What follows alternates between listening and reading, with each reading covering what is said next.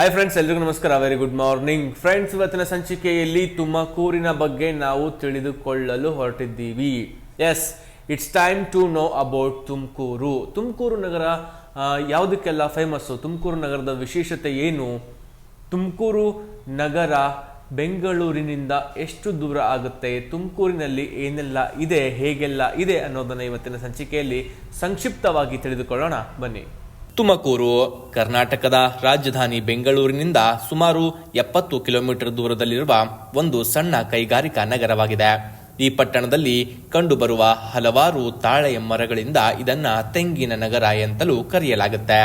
ಇದು ವಿಪ್ರೋ, ಟಿವಿಎಸ್, ಎಲೆಕ್ಟ್ರಾನಿಕ್ಸ್ ಮತ್ತು system consultant confirmation of ಇಂಡಿಯಾದಂತಹ ಕೆಲವು ಪ್ರಮುಖ ಕೈಗಾರಿಕಾ ಕಂಪನಿಗಳನ್ನ ಒಳಗೊಂಡಿರುವುದು ಮಾತ್ರವಲ್ಲದೆ ಒರಟು ಹತ್ತಿ, ಕಂಬಳಿಗಳು, ಕೈಗಡಿಯಾರಗಳು ಮತ್ತು ಹಗ್ಗಗಳ ಉತ್ಪಾದನೆಯಲ್ಲಿ ತೊಡಗಿಸಿಕೊಂಡಿದೆ. 2011ರಲ್ಲಿ ತುಮಕೂರು ನಗರವನ್ನ ಕರ್ನಾಟಕ ಮಹಾನಗರ ಪಾಲಿಕೆ ಎಂದು ಗುರುತಿಸಲಾಯಿತು.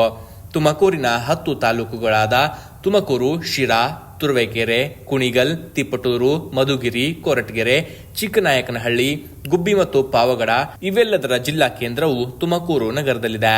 ತುಮಕೂರು ಜಿಲ್ಲೆ 10,598 ಚದರ ಕಿಲೋಮೀಟರ್ ವಿಸ್ತೀರ್ಣವನ್ನು ಹೊಂದಿದೆ. ದಕ್ಷಿಣ ಭಾಗದಿಂದ ಮಂಡ್ಯ ಜಿಲ್ಲೆ, ಈಶಾನ್ಯ ಭಾಗದಿಂದ ಚಿಕ್ಕಮಗಳೂರು, ಪಶ್ಚಿಮ ಭಾಗದಿಂದ ಚಿತ್ರದುರ್ಗ ಮತ್ತು ಹಾಸನ ಜಿಲ್ಲೆ ಮತ್ತು ಆಗ್ನೇಯ ಭಾಗದಿಂದ ಅನಂತಪುರ, ಆಂಧ್ರಪ್ರದೇಶಕ್ಕೆ ಸೇರಿದ ಜಿಲ್ಲೆಗಳಿಂದ ಈ ನಗರವು ಸುತ್ತುವರೆದಿದೆ. 2011ರ ಜನಗಣತಿಯ ಪ್ರಕಾರ 26,81,449 ಜನಸಂಖ್ಯೆಯನ್ನ ತುಮಕೂರು ಹೊಂದಿದೆ. 1,000 ಪುರುಷರಿಗೆ 984 ಮಹಿಳೆಯರ ಲಿಂಗಾನುಪಾತವನ್ನ ಈ ನಗರ ಹೊಂದಿದೆ ಮತ್ತು 75.14% ರಷ್ಟು ಸಾಕ್ಷರತೆ ಪ್ರಮಾಣವನ್ನ ಈ ನಗರ ಹೊಂದಿದೆ. ಬೆಂಗಳೂರಿನಿಂದ ತುಮಕೂರಿಗೆ ಕಾರು, ಬಸ್ಸು ಮತ್ತು ರೈಲಿನ ಮೂಲಕ ಸುಲಭವಾಗಿ ತಲುಪಬಹುದು. ರಾಜಧಾನಿಯಿಂದ ನೇರ ಬಸ್ಸುಗಳು ಮತ್ತು ರೈಲುಗಳು ಲಭ್ಯವಿವೆ. ಎಸ್, ಇದಿಷ್ಟು ತುಮಕೂರಿನ ಬಗೆಗಿನ ಮಾಹಿತಿಯಾಗಿತ್ತು. ಮುಂದಿನ ಸಂಚಿಕೆಯಲ್ಲಿ ಮತ್ತೊಂದು ಹೊಸ ಜಿಲ್ಲೆಯ ಮಾಹಿತಿಯೊಂದಿಗೆ ಮತ್ತೆ ಭೇಟಿಯಾಗೋಣ. ನಮಸ್ಕಾರ.